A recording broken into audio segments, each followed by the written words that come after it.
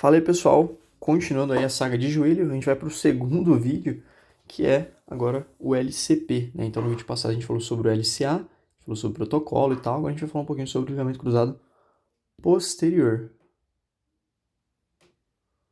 Vou escrever aqui ligamento cruzado posterior, o LCP.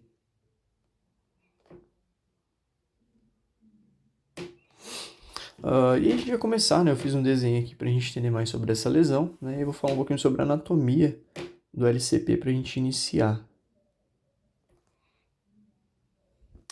Bom, então em relação à anatomia do LCP, né, a gente sabe que o ligamento cruzado posterior ele vai ter origem na parte posterior da tíbia, né, ao contrário do LCA, e ele limita principalmente a translação posterior da tíbia. Então ele limita a translação posterior da tíbia, beleza? Uh, Em relação à capacidade desse ligamento de resistir à tensão, né, a gente sabe que ele é duas vezes mais resistente, duas vezes mais forte que o LCA. Então isso é uma característica importante.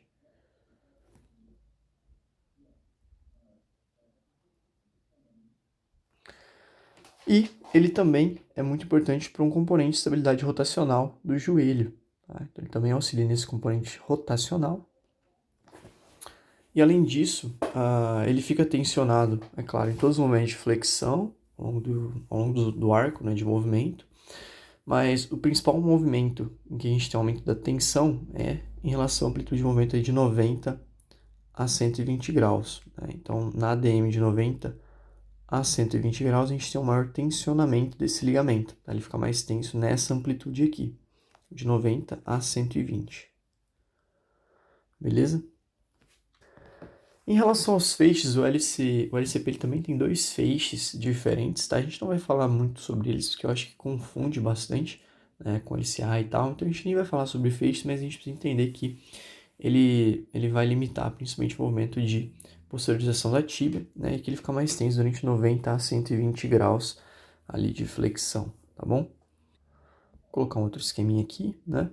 Então aqui a gente tem a mesma coisa, né? Uma vista lateral, coloquei lá no outro.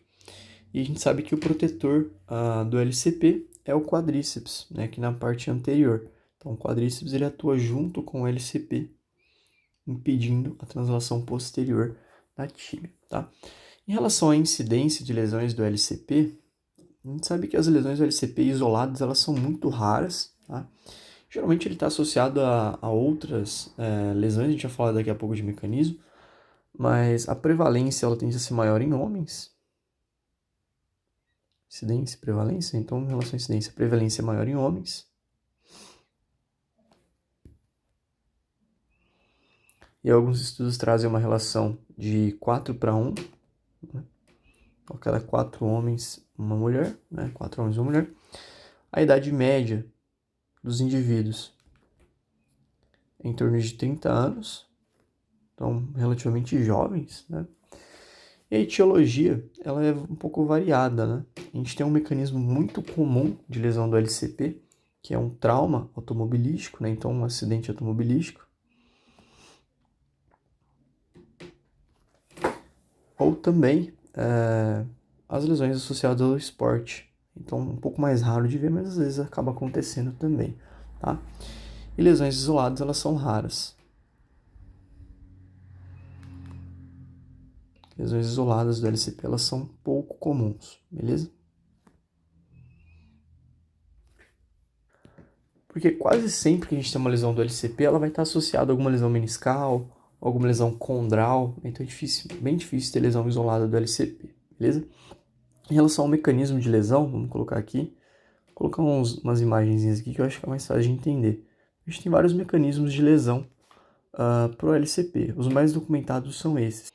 Então, eu coloquei os desenhos aqui, né? Acho que talvez dê para entender. Então, esses aqui são os mecanismos, né, mais documentados na literatura. Então, um deles é a hiperextensão do joelho, né? Então, a gente pode ter um movimento de hiperextensão. Que eu fiz um cara chutando a bola, mas geralmente pode escorregar, né? A pessoa escorrega, faz um movimento que realmente gera uma hiperextensão. Então, é um dos mecanismos. O outro mecanismo, geralmente é a queda com o joelho fletido em plantiflexão. Então, queda com o joelho fletido e plantiflexão. Aqui a gente tem um desenho como se fosse uma pessoa patinando, né? Com o joelho fletido e plant. E o acidente automobilístico, né? Que é a causa mais comum ali, talvez. Está relacionado à lesão do painel, né? Chamado de lesão do painel.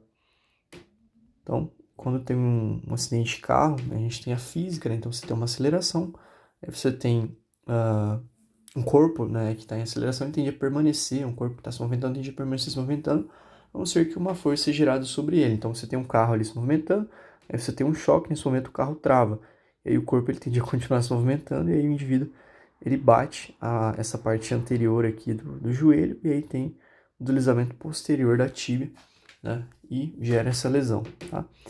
Então, esses são alguns mecanismos aí de lesão mais comuns aí, mais relatados em relação a essa lesão do LCP, beleza?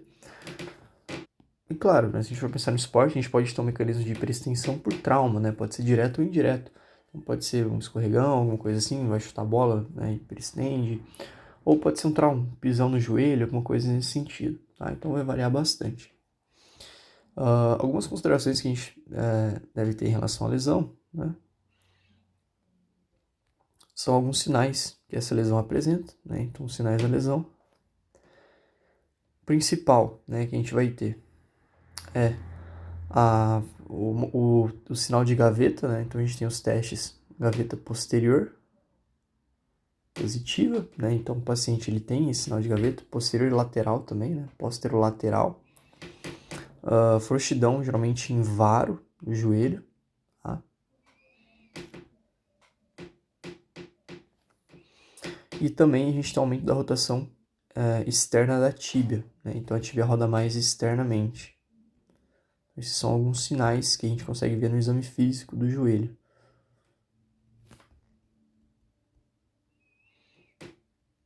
Então o LCP ele faz parte daquele complexo posterolateral do joelho, né? Que engloba várias estruturas, beleza? Então, isso são algumas coisas que a gente considera. Em relação à avaliação desse paciente, né, uma avaliação mais geral ali, vamos falar de avaliação, né, só citar algumas etapas da avaliação, que a avaliação ortopédica a gente sempre avalia o geral, né, então a gente avalia amplitude de movimento, de flexão e extensão, força muscular desse paciente, testes funcionais,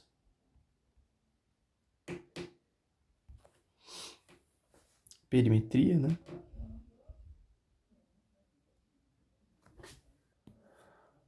uma boa inspeção, testes de palpação também,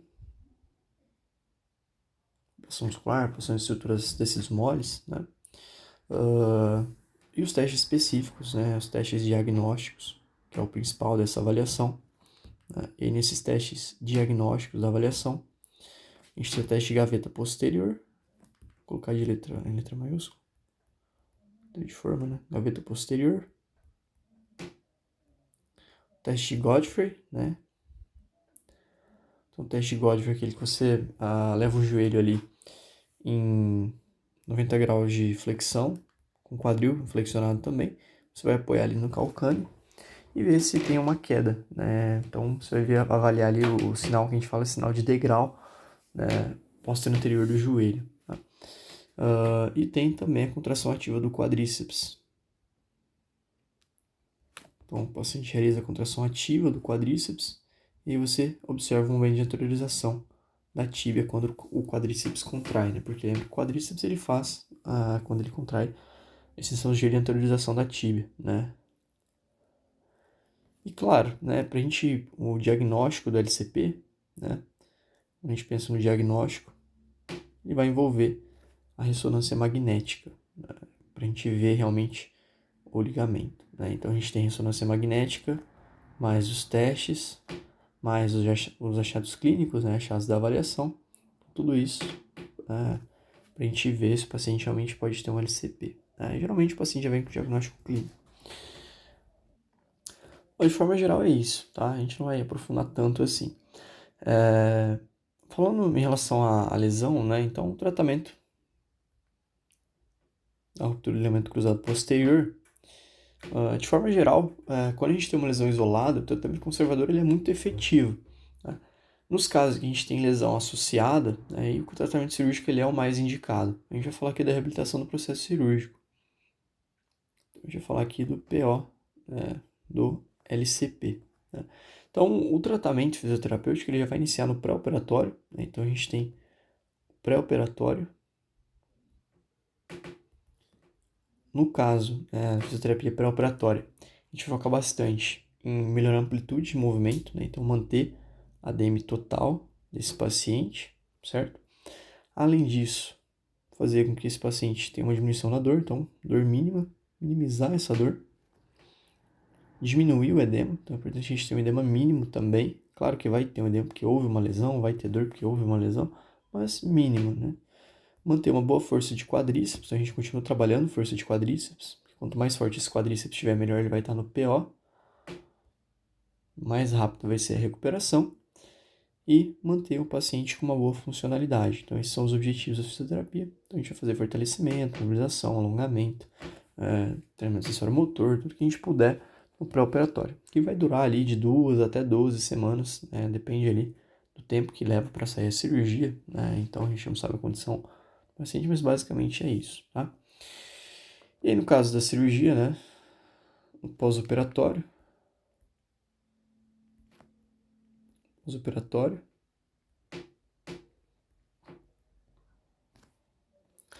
pode dividir em duas fases, né? Então, uma fase inicial ali, né? Uma fase, fase inicial, uma fase intermediária já para final, tá? Então, aqui vai de 0 até 3 meses.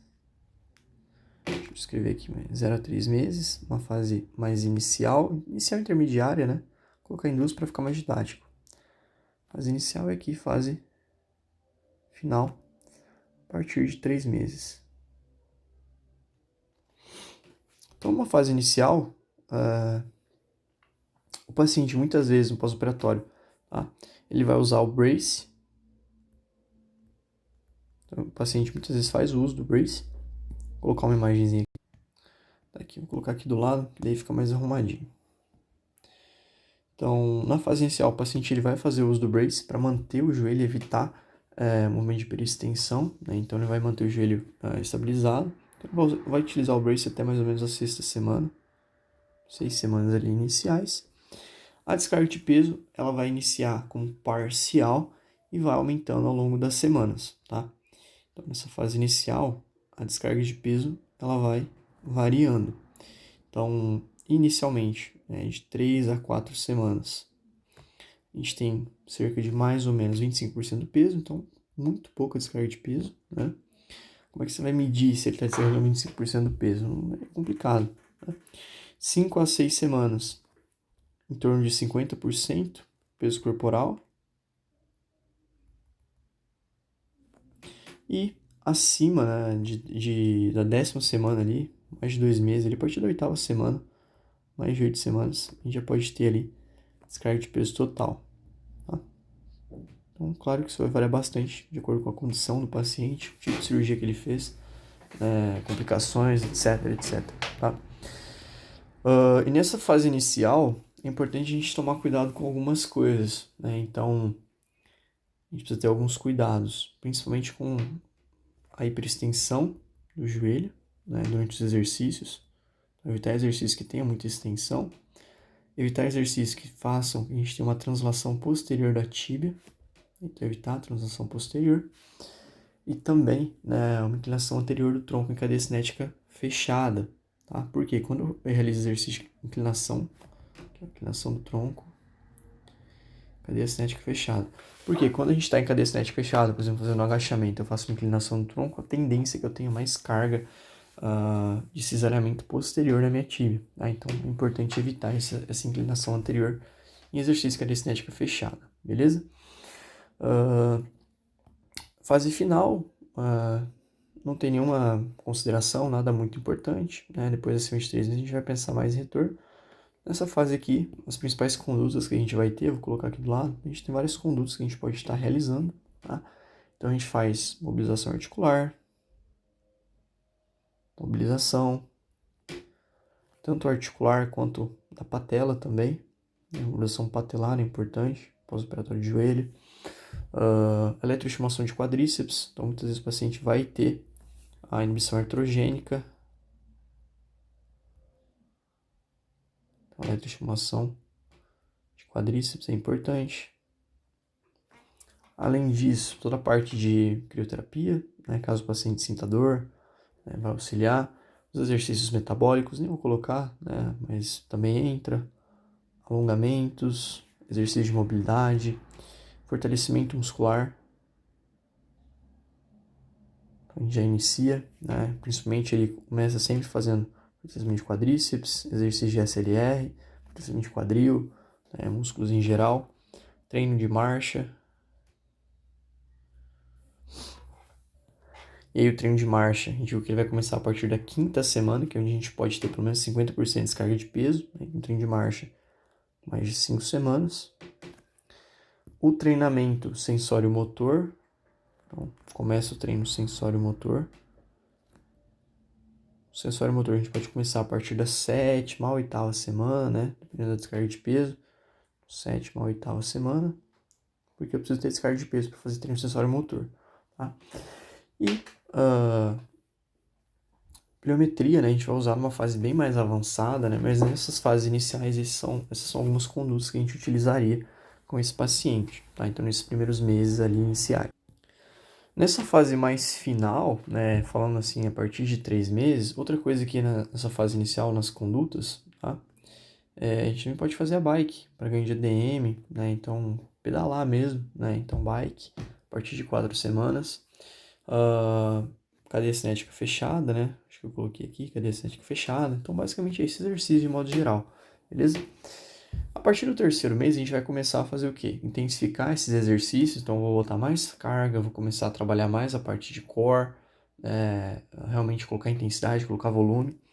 E aí, em 3 meses, a partir de 3 meses, a gente começa a iniciar aqui cadeia cinética aberta, né? Tanto para quadríceps quanto para isquiotibiais, né? Então eu já não tenho mais tanto perigo.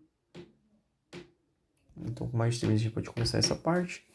A gente vai intensificar treino aeróbio, né? Então intensifica todo o trabalho de fortalecimento, todo o trabalho de core, todo o trabalho sensório-motor. Continuo realizando esses exercícios, esses trabalhos, né? A bike também, então intensifica a bike, treinamento cardiorrespiratório.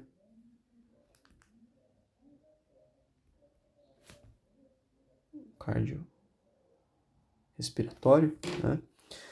Esse paciente vai começar a trotar, então a gente já começa a fazer trotes, pode ser na cama elástica, né, circuitos mais unidirecionais, sem muita mudança de direção.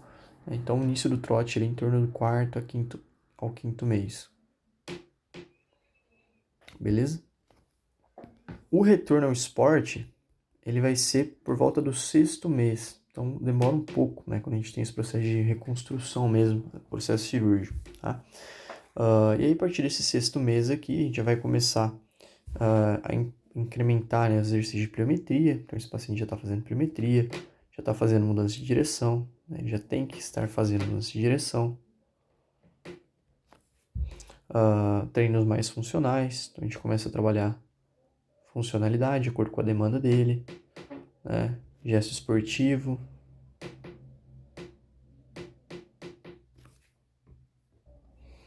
Aqui o treinamento ele já é focado em hipertrofia, né, então treino de força mesmo, igualar as forças e tal. E assim, 6º mês, eu coloquei return to play, mas assim, a gente fala critérios de retorno geral, né, atividades. Então, 6º mês ele pode retornar atividades. Então, liberado para atividades gerais, né. Então, o paciente já recebe uma alta funcional, né. Funcionalmente ele está apto para fazer várias coisas, ele pode correr, enfim, mas o esporte em si, né, retorno ao esporte, então, o return to play em si, vai acontecer em torno de 9 a 12 meses, né? Então demora um pouco, para retornar ao esporte, beleza? Basicamente é isso, tá? Até porque, geralmente, como a gente falou, quando o caso é cirúrgico, né, pós-operatório, geralmente a gente vai ter lesão de outras estruturas associadas.